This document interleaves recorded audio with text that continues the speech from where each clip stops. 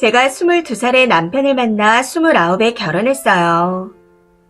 남편은 저보다 3살이 많고 오랜 기간 연애를 해서 서로 모르는 게 없었습니다. 소소하게 다투긴 했지만 그냥 행복하게 연애했고 이 사람과 살게 되면 행복하겠다 싶어 결혼하게 됐습니다. 결혼한 지는 3년이 넘었고요. 남편은 지금 회사에서 대리로 월 300 정도를 받고 있고 저는 어학원에서 팀장으로 일하면서 월 400 정도를 받고 있습니다. 아이는 돈을 조금 모으고 난 후 제가 퇴사를 하고 준비하기로 해서 아직 계획은 없고요. 건물에서 나오는 돈을 받고 살아도 되지만 계획이나 준비 없이 아이를 맞이하는 건 아니라고 생각해서 정한 일이었습니다. 남편과 저희 집안은 차이가 조금 나는 편입니다. 저희가 엄청난 부자는 아니지만 아버지가 외동이라 할아버지께 받은 부동산과 재산이 조금 있거든요. 아버지는 작게 사업을 하시고 엄마는 가정주부세요. 시아버지는 작은 회사에서 부장으로 계시고 어머님은 저희 엄마와 마찬가지로 가정주부입니다. 결혼 당시 저희가 모은 돈이 별로 없어서 남편이 모은 돈 8천에 시부모님이 1억을 해주셨고 저희 집은 제가 모은 돈 9천에 부모님께서 아파트를 제 이름으로 마련해 주셨습니다. 그리고 할아버지께서 결혼 선물로 작은 상가를 하나 주셔서 지금은 세를 주며 돈을 받고 있습니다. 그건 엄마가 관리를 해주면서 모아주고 계시고요. 참고로 친정에서 따로 돈을 받은 건 없습니다. 저도 외동이라 추후 제가 다 물려받을 예정이지만 그건 그 후의 일이고 지금은 남편과 제 월급으로 돈을 모으며 살고 있습니다. 아버지도 저에게 따로 돈을 주시거나 도와줄 생각은 전혀 없으시고요. 제가 이런 설명을 드리는 이유는 결혼 전까지만 해도 정말 천사 같았던 시부모님이 결혼 후 바로 돌변하시며 많은 일들이 있었기 때문입니다. 첫 번째로 돈 요구를 엄청 하십니다. 아버님께서 퇴사하고 제주도로 가서 어머님과 둘이 쉬면서 편하게 살고 싶다 하시더군요. 그런데 그 비용을 전부 저희에게 요구하십니다. 제주도에 집을 사주고 매달 200만 원씩 보내달라고 하시더라고요. 저희가 아이 준비를 위해 돈 모아야 해서 그건 힘들겠다 했더니 제가 받은 상가를 시어머니께서 관리하며 돈을 받겠다 하시더군요. 해서 무슨 말도 안 되는 소리를 하시냐며 딱 잘라 거절했는데 요즘에도 한 번씩 말씀하십니다. 그러면 저는 그때마다 못 들은 척 넘어가죠. 그리고 두 번째로 착한 며느리를 원하셔서 주말마다 오길 바라시고 항상 1인에 2, 30 정도 하는 고급 레스토랑에 가길 원하십니다. 특별한 날에 한 번씩 갈 수는 있지만 매주 가면 감당을 못하죠. 세 번째는 김장 문제네요. 저는 김치를 안 먹습니다. 20살까지 외국에서 살다 와서 김치를 먹긴 하지만 그렇게 좋아하진 않아요. 반면 남편이 김치를 좋아해서 저희 집은 사 먹고 있는 상태입니다. 문제는 그다지 많이 필요하지도 않은데 2달에 한 번씩 김치를 담그자며 부르신다는 거죠. 그리고 남편에게 여동생이 있는데 결혼 선물로 집을 요구하시더라고요. 참 기가 차고 어이가 없는 건 남편이 한 달에 300 번다는 거죠. 물론 그 돈이 작다고 생각하진 않지만 저희 형편에 집을 해주는 게 가당키나 하나요? 시어머니가 하시는 말씀이 니네 집에 부탁해봐 이러십니다. 친정에 돈을 요구하는 것도 어이가 없는데 니네 집이라니. 그리고 마지막으로 틈만 나면 여행을 보내달라 하십니다. 남편과 저 여유는 있지만 아끼면서 살고 있어요. 가끔씩 여행도 가고 먹고 싶은 거 먹고 그냥 저희 둘이 있으면 너무 행복합니다. 그런데 이제는 시댁 문제로 인해 너무 스트레스를 받습니다. 시부모님께 매달 100만 원씩 드리고 있는데 저희 부모님은 돈 모아서 퇴사하라고 용돈을 줘도 안 받습니다. 남편도 저한테 너무 미안해는 하지만 은근 져주기를 바라는 모습을 보여 더 속상하네요. 저는 저희의 힘으로 아끼고 모으면서 살아가고 싶은데 이런 부분이 저를 너무 힘들게 합니다. 그리고 이혼을 결심했던 가장 결정적인 이유는 이번 설에 일어났습니다. 명절 전날 시부모님 댁에 먼저 가서 일을 다 했습니다. 하루 종일 전 굽고 튀기고. 물론 남편도 많이 도와주긴 했지만 고모님들이 다 오셔서 인원이 많아 설거지하고 죽는 줄 알았네요. 저희 집은 설에 모이면 좋은 곳에 가서 밥 먹고 쉬는 편이라 이런 노동을 하진 않거든요.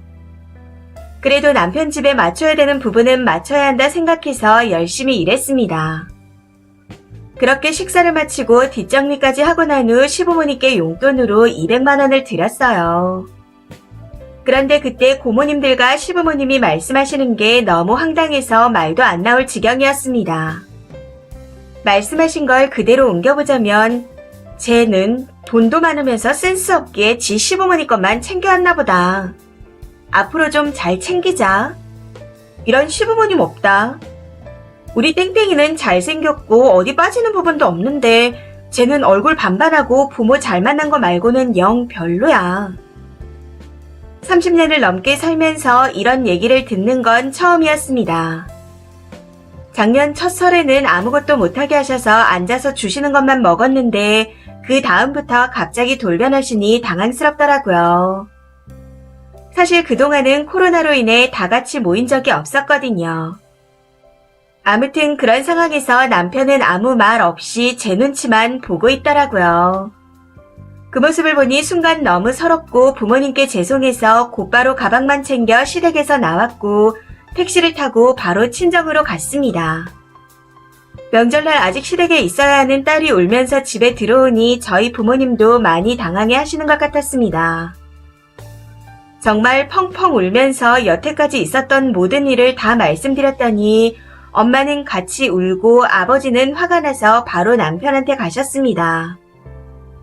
남편에게 다시는 내 딸 얼굴 볼 생각도 하지 마라 하고 소리를 지르시고 시부모님께도 우리는 사위 오면 손님처럼 대접하고 보낸다. 자기 자식 귀한 줄 알면 남의 자식 귀한 줄도 알아야지 하면서 고래고래 소리를 지르며 화를 내고 나오셨다 했습니다. 그러고는 바로 변호사를 만나러 가셨어요. 이유는 아버지께서 다 진행을 해주고 계시고 저는 퇴사하고 친정으로 들어와 엄마와 여행을 다니며 힐링하고 있습니다. 그런데 문제는 제가 아직도 남편을 좋아한다는 겁니다. 이게 정말 사랑인지 10년의 정인지는 모르겠지만 남편과 둘이 있으면 정말 너무 행복했습니다.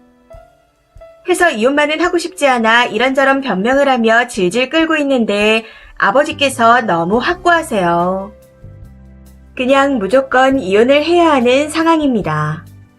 남편은 매일 미안하다며 연락을 해오고 있고 부모님이 고모들 앞에서 자격지심 때문에 그런 말씀을 하신 거라며 대신 미안하다 계속해서 사과를 하고 있습니다. 이런 이야기를 들으니 자꾸만 흔들리네요. 이렇게 정리를 해야 되는 걸까요? 댓글입니다. 첫 번째. 돈 있는 거 시부모가 어떻게 알았을까요? 남편이 가서 말한 거 아닌가요? 상가 건물이며 친정 유산이며 애가 모자란 건지 간 봤는데 가스라이팅 좀 하면 벗겨먹을 수 있다 판단되니 시모가 저딴 개소리를 한 겁니다. 보통 인성이 아니에요. 님이 순진해서 모르나 본데 남편도 잘해준다고 해서 믿을 만한 사람이 아닙니다. 님 아버지가 돌아가시면 구박 덩어리에 친정 재산 다 남편 쪽으로 넘어간다 보면 되겠네요. 한마디로 시가 사람들 모두가 사기꾼 마인드란 말이죠. 평범한 남자나 평범한 시부모가 아닙니다. 정신 차려요. 두 번째. 시부모가 간을 잘못 봤네요. 처음부터 그럴 작정으로 조금씩 본색을 드러내다가 여기까지 왔을걸요. 어디까지 되는 건지 간 보면서 하나씩 던져보고 이게 되네? 다음에 또 다른 거 하나 더 던져보고 이것도 되는구나 하다가 얘 호구구나 하는 순간 본색이 다 드러난 거죠. 시부모가 조금만 더 똑똑하게 굴었다면 님이 정신을 차린 순간 개털되고 이혼당했을 겁니다. 남자가 중간에서 얼마나 입을 털었으면 시부모가 누울 자리라고 판단하고 저렇게 나옵니까? 오래 만나면 뭐해요? 10길 물속은 알아도 한길 사람 속은 모르는데. 세 번째, 황금알을 낳는 거위가 있는데 당연히 남편은 설설 기어야죠. 그리고 지 부모나 친척이 저런 소리 할 때 앞에서 커트해주는 사람이 진정 님 편인 거지 나몰라라 뒷짐지고 있는 건 동조하고 있다는 소리입니다. 시부모도 남편한테 엄청 압박 주고 있을걸요. 니네 집 재산 통째로 꿀꺽하려는 게 너무 명확하게 보이는데 정신을 못 차리네요. 다음에 재혼할 땐 집안 비슷한 사람을 만나시길. 거지가 염치도 없고 낯짝 하나 뻔뻔하네요. 네 번째, 돈을 뜯는 사람도 시부모에게 갖다 바치라는 사람도 고모한테 뒷담화한 사람도 남편 아닌가요?